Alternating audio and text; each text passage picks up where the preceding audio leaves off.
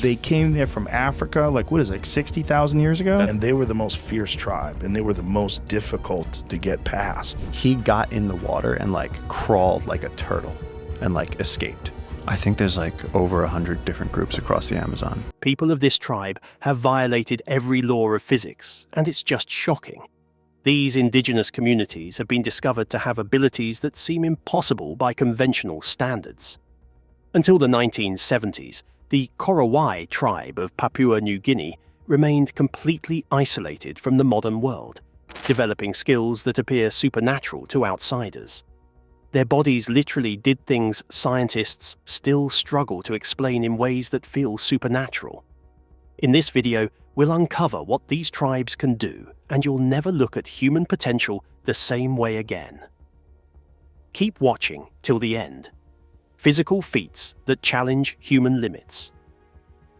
Across remote corners of the world, accounts of indigenous traditions describe physical achievements that seem to push the boundaries of familiar human capability, and each cultural practice reveals a deep connection between environment, heritage, and physical expression. Observers often describe the Maasai jumping dance, or adumu, as a striking example of vertical power displayed through pure bodily strength. During wedding ceremonies, Maasai warriors step into the center of a chanting circle and leap straight upward from a stationary position, reaching vertical heights between 0.229 and 0.608 meters without any equipment or external assistance. Continuous rhythmic chanting surrounds each jumper, creating a unified performance in which collective sound supports individual displays of athletic excellence. Just when you think you've seen the full magic of the dance, there's a moment that pulls you in even deeper, a moment where the performer seems to hang in the air, almost weightless, before gravity finally calls them back. And it's in those final landings, where the knees rise toward the chest and their long traditional hair lifts in a sudden, dramatic sweep, that the real beauty hits you. Higher jumps often lead to repeated opportunities within the ceremony, granting elevated recognition and admiration within the community. Far from the plains of East Africa, the Korowai tribe of Papua demonstrates a different kind of mastery, a mastery rooted in elevated architecture and forest-based engineering. Korowai builders construct soaring tree houses positioned anywhere from 8 to 12 meters above forest ground, with exceptional structures rising to staggering heights of approximately 45 meters, comparable to monumental city landmarks. Construction relies entirely on forest materials.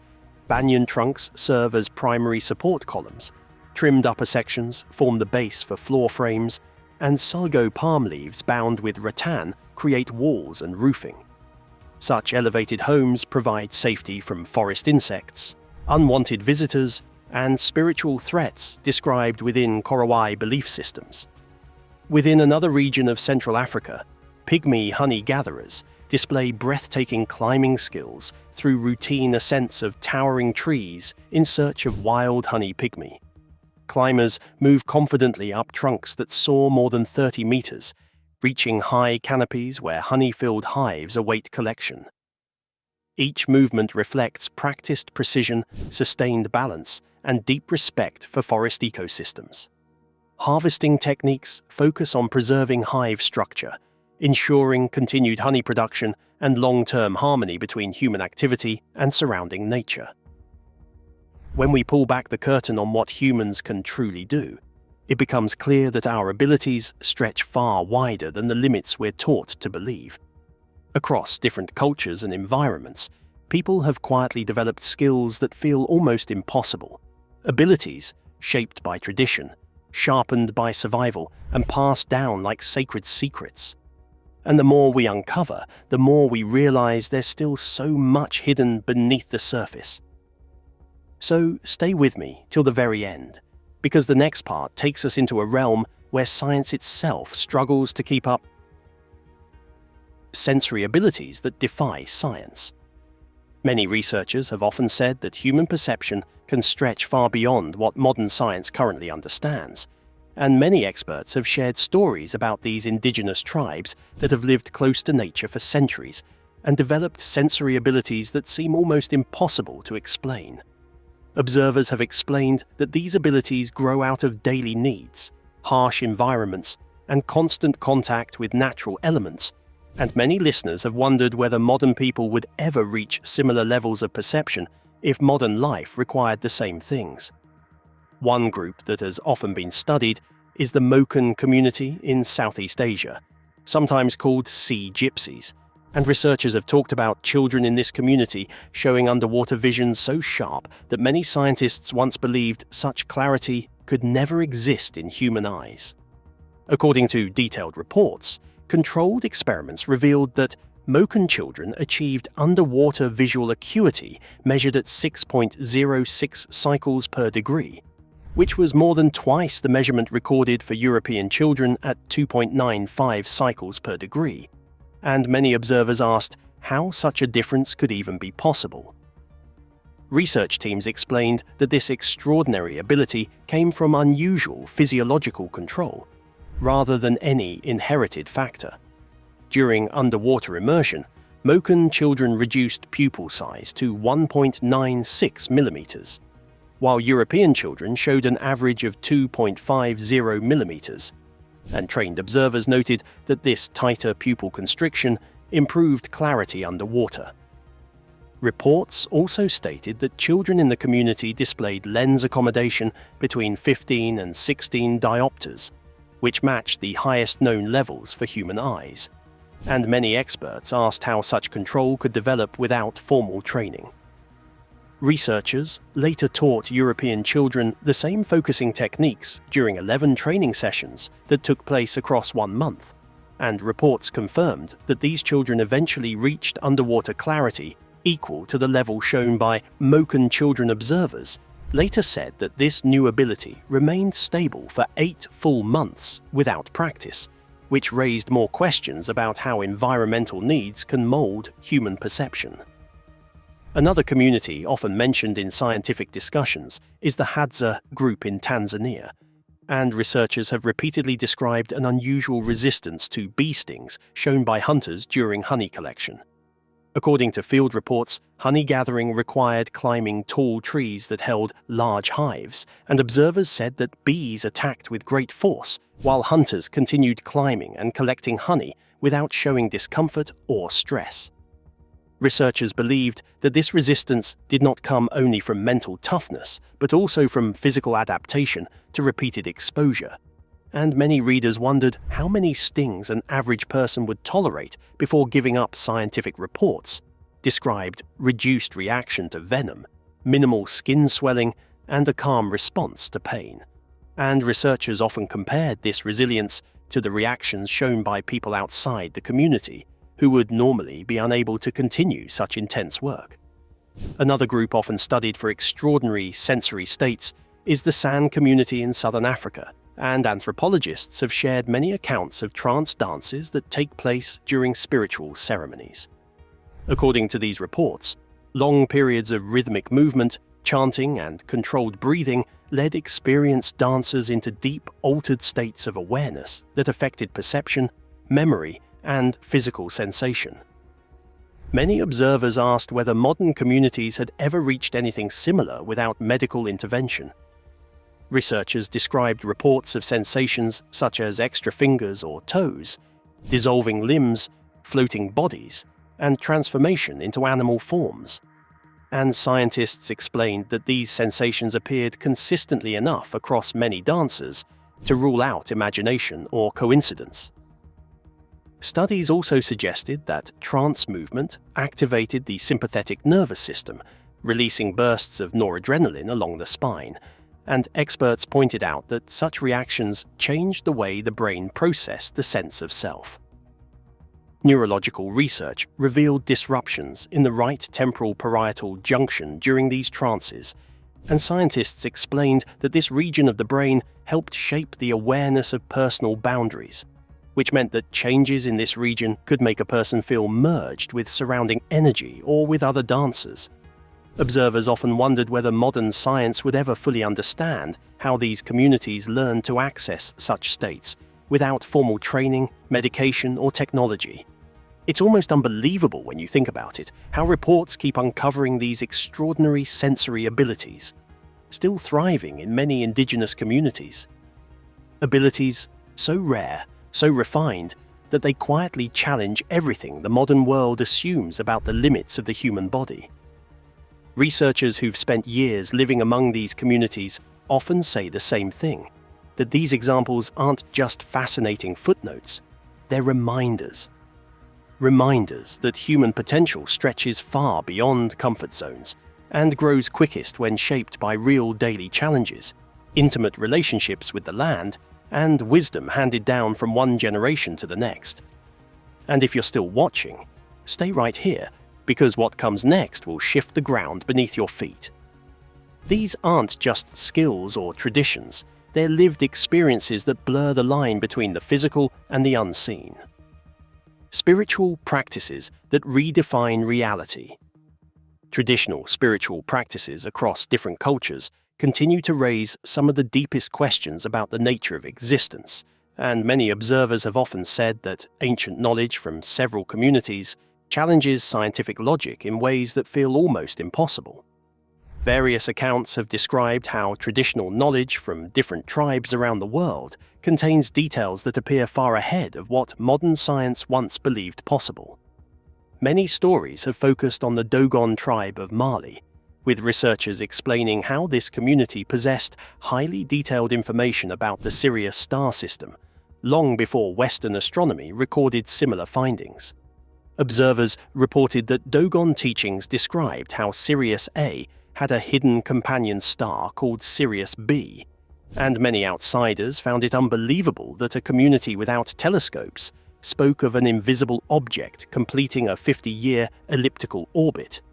Many listeners wondered how such information existed in the first place, because knowledge of this orbit only appeared in Western scientific records centuries later. Additional reports described statements claiming that Sirius B possessed an extremely high density, and later scientific measurements confirmed a density of nearly 20,000 tons per cubic meter. Many curious minds often asked how such accuracy could appear in a community without modern tools. Similar questions have surrounded the Toraja people of Indonesia, as stories have explained how Toraja communities maintain social connections with deceased relatives in ways that seem to redefine the idea of life and death. Visitors have shared how the annual Manene ceremony involves the careful exhuming of preserved remains, followed by cleaning, fresh clothing, and village walks that treat the departed as continuing members of the household. Commentators have often noted how these mummified bodies must follow straight paths linked to a spiritual force called Hyang, which communities regard as a powerful entity guiding the transition of souls. Researchers have described how death within Toraja culture is viewed not as a sudden end, but as a long social journey, where preserved bodies remain inside homes for many years, while families gather resources for ceremonies that honor life, memory, and belonging. Many wondered how such a belief system shaped emotional bonds and community identity, because this worldview treats the boundary between life and death as a shifting space instead of a closed gate. Another widely discussed example involves the Ainu people of Japan, whose Yomante ceremony has been described as one of the most meaningful spiritual traditions within Ainu culture.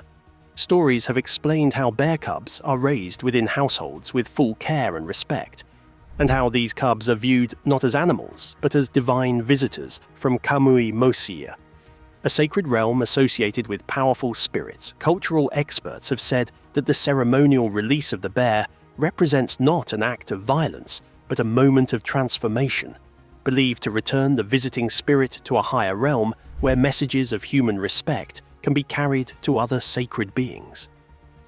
These accounts often make outside observers wonder how spiritual practices survive across centuries, and why such deep reverence for the natural world feels so different from dominant global cultures.